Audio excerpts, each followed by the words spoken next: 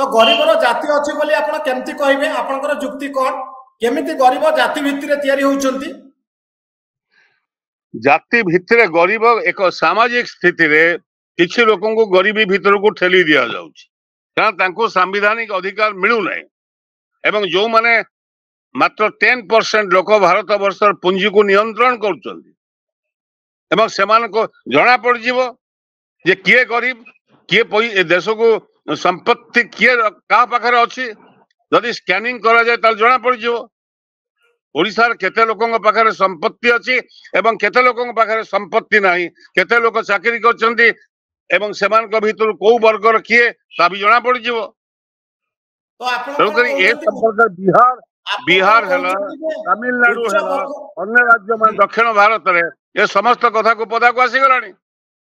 तो आपण कोन कहउचंदी ब्राह्मण करण एवं उच्च वर्गर जाति माने सेही माने केवल बड़ लोक सेमान को भीतर जो माने गरीब लोक अछंती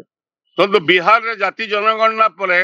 जो माने उच्च वर्गर ब्राह्मण वर्गर जो माने गरीब लोक थिले से माने भी 2 लाख टका पाइले मु कहने जे केवल एही वर्गर गरीबटा को हिसाब करा जीवो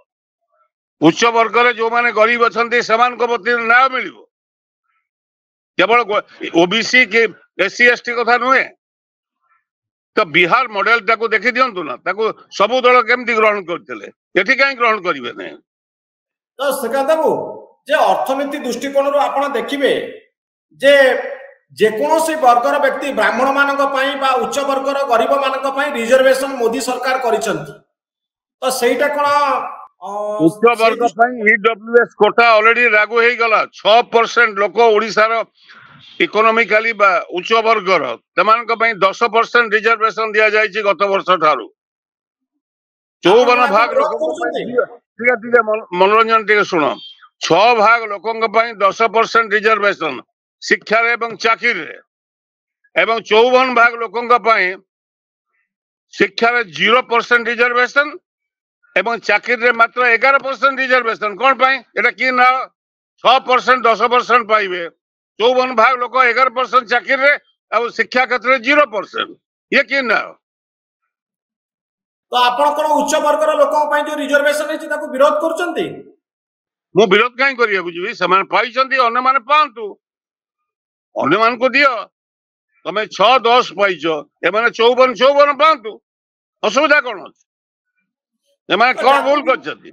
सेमान तो वोट अधिकार समान सेमान तो वोट देइछथि बीजेपी को असुविधा कौन अछि सेमान करिवे नै काई तो श्रीकांत बाबू जदि 6 वाला 10 पाइले 54 वाला 0 केमति पाइबे विषयटा एतिक सिंपल